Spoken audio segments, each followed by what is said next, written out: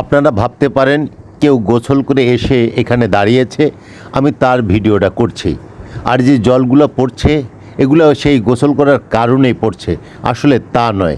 আজ আমি একজন বাবাকে দেখাবো, জানেই না তার সন্তানেরা তার বাবা কি কাজ করেন, কিভাবে করেন, কত পরিশ্রম হয় তার। কিন্তু তারা বাবাকে সেরাই মনে করে, বাবাকে মনে করে টাকার ব্যাংক। এই যে এখানে দেখুন, আসলে এরা এই কাজ করছে। এখানে একজন আছেন ওয়াসিম, আরেকজন আছেন ফজলুর রহমান সাধু, আমরা তাকে সাধু বলে জানি।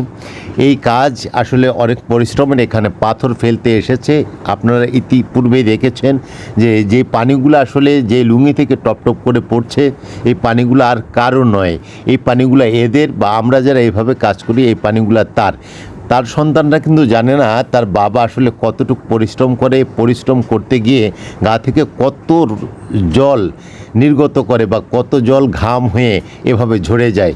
এখানে আমরা চারজনে কাজ করছিলাম, পাথর ফেলতে এসেছিলাম। যেহেতু আমি ভিডিও করছি বলেই আমি আপনাদের এখন দেখাতে পারছি না, তবে আমার ফেসও আপনারা দেখতে পারবেন। এই যে ওয়াসিমের অবস্থা দেখেন, সারা গা কিন্তু ভেজা। গায়ে যে গেঞ্জিটা দেখছেন আপনারা কিন্তু ভাবতে পারেন এটাও যে হয়তো ভিজিয়ে এনেছে, আসলে ভাই না। আপনারা যারা সরাসরি এমন কাজ দেখেননি, গাড়ি থেকে পাথর বেলচা দ্বারা আনলোড করা, সেক্ষেত্রে এদের কতটুকু গা ঘামতে পারে এগুলো কিন্তু আপনাদের ধারণার মধ্যে আসতে পারবে না। এই যে আমাকে দেখছেন, আসলে আমিও ভূত হয়ে গেছি। আমি এই পাথর ফেলতে এসে দেখুন যে কী অবস্থা, তারপরে চলে যাই এবার সেই ঘামের কাছে, যে ঘাম প্রথমে দেখিয়েছিলাম আপনাদের। দেখুন ভালো করে এবং খেয়াল করে, সেই একই লুঙ্গি, একই জন, একই ফোর্ট, একই রকম করে পড়ছে। এই হচ্ছে যে আমাদের ফজলুর রহমান সাধু ভাই। এই সাধু ভাই কিন্তু এখানে কাজ করতে এসেছে, সে একা নয়, এখানে আরও আছে। উজ্জ্বল নামে একজন আছে, তারপরে ওয়াসিমের নাম বললাম, আমি আছি, পাশাপাশি এই সাধু ভাই আছে। দেখুন তার সন্তানরা কিন্তু জানে না যে বাবা আসলে কত পরিশ্রম করে এখানে আসে। আর যদি গেঞ্জির দিকে তাকান, কলার কিন্তু একটু খাওয়া গেছে, মানে কলার ছিঁড়ে গেছে। একটুখানি পরেই আপনাদের দেখাবো কলার। এই দেখুন যে কলার অবস্থা, গেঞ্জির অবস্থা। এই যে আরেকজন দেখছেন ওয়াসিমকে দেখছেন, আমরা কিন্তু এই পরিশ্রমের মধ্য দিয়েই এভাবে কাজ করে থাকি।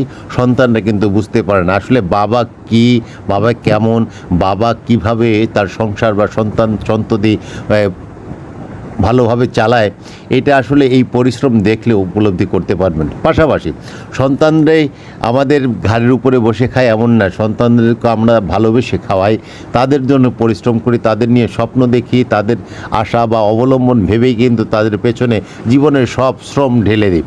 তারপরেও অনেক সন্তান আছে যে বাবা মাকে তুচ্ছতাচ্ছিল্য করে, বাবা মাকে মারধর করে, বাবা মাকে বৃদ্ধাশ্রমে রেখে আসে, বাবা মার সাথে যাচ্ছে তাই ব্যবহার করে।